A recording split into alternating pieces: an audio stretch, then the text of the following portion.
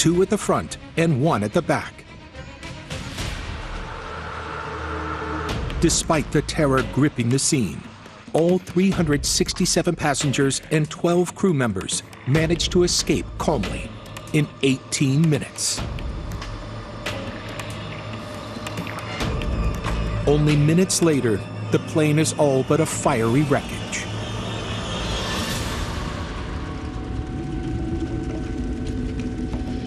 Tragically, 5 of the 6 passengers in the Coast Guard plane perished.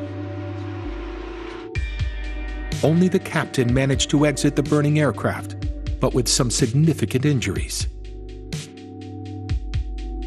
As the smoke clears, clues emerge of what may have led to the 2 planes colliding.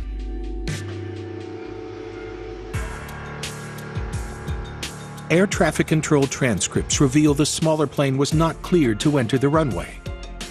But the pilot had misunderstood the order. Fatigue could have been a factor that contributed to miscommunication with air traffic control. The Coast Guard plane had completed several emergency flights in the past 24 hours.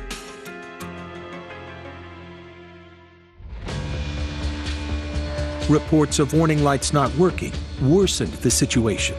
These lights warned pilots not to head onto the runway at the wrong time.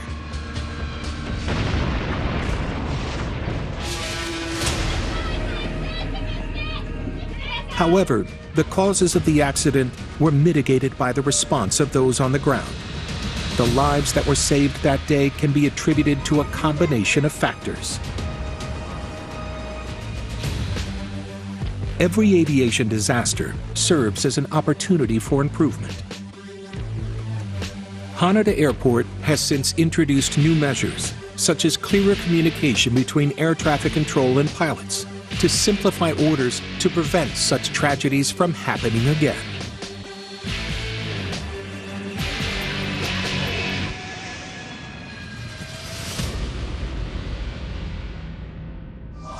For number 7 on our list, we travel to the UK, where a freak accident occurred on the M5 motorway near the small town of Taunton. It is nighttime on the 4th of November 2011. As vehicles traveling along the M5 in the southwest of England drive past Taunton Rugby Club, a wall of thick fog envelops them. In an instant, drivers are completely disoriented by the lack of visibility. Seconds later, a catastrophic collision ensues. 34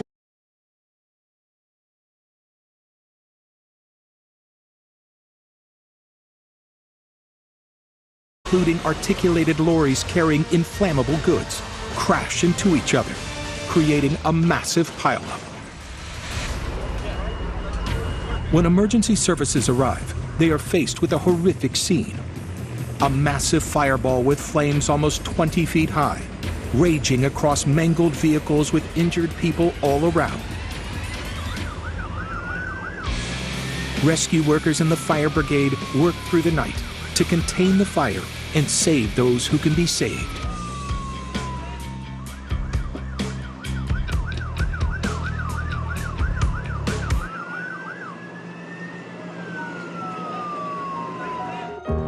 Seven dead, 51 injured, and many more haunted by Friday night's multi-car pileup. The death toll is high. The collision involved a total of 34 vehicles. The local community is in shock and in search for answers as to what happened. Lost a brother-in-law, so it's devastating for all of us, all the family. Police and collision investigators turned their attention to the Taunton Rugby Club. The event that sparked their interest, a huge fireworks display, had been organized for Guy Fawkes Night, a national celebration in the UK. The display concluded 5 minutes before the catastrophic collision. The main point is just to emphasise that we believe from the witnesses and what we're being told is that it was smoke and not fog. The 15-minute display, involving 1,500 fireworks, took place just 656 feet from the motorway.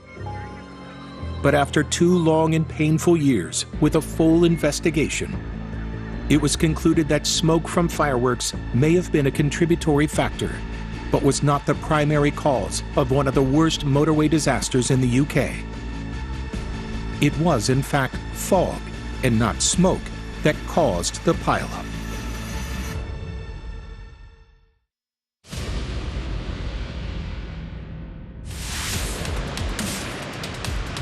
With intricate military engineering, machines like submarines leave little margin for error.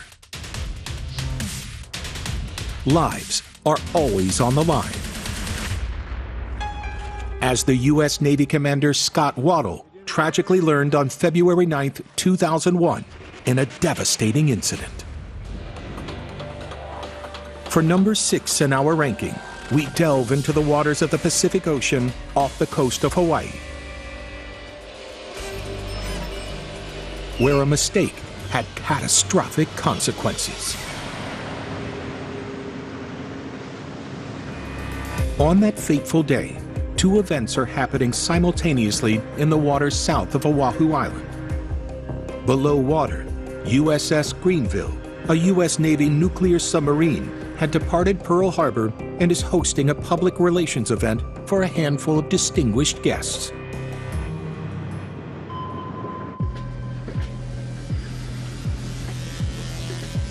There are 106 crew and 16 VIP civilians on board this 360-foot-long vessel, as well as Commander Scott Waddell.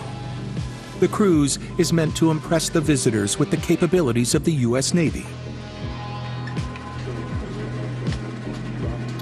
The highlight of the event is the demonstration of the emergency surfacing maneuver.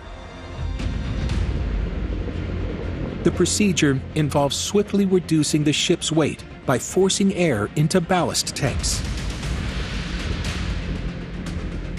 enabling it to ascend rapidly and breach the surface like a humpback whale.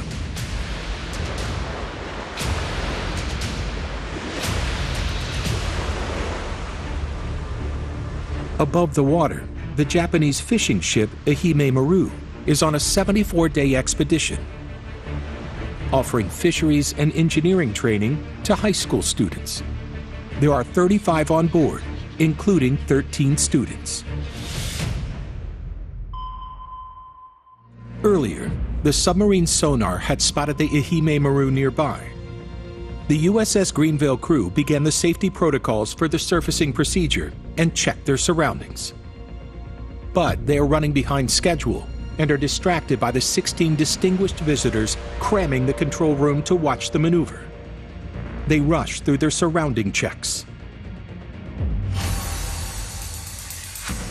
A total of 6 minutes were devoted to a sonar search, instead of the prescribed 10 minutes.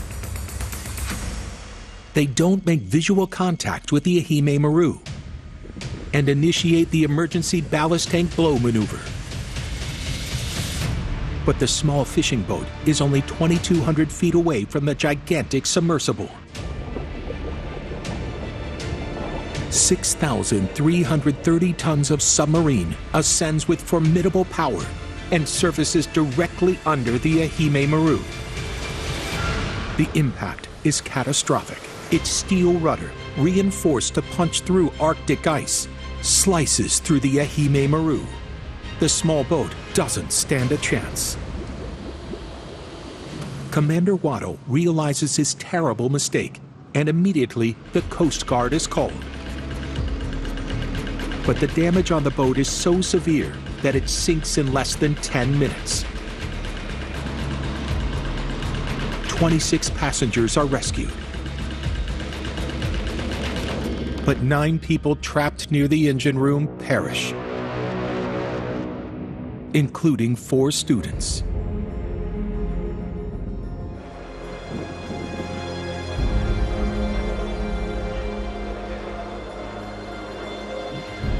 The dramatic sinking of the Ehime Maru reverberated globally, sparking intense scrutiny and diplomatic tensions between the U.S. and Japan.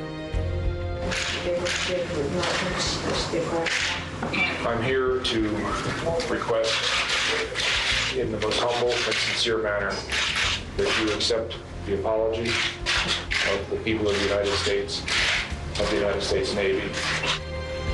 In the aftermath, Scott Waddle accepted full responsibility for the incident, acknowledging the grave errors that led to the tragedy, reminding us that no systems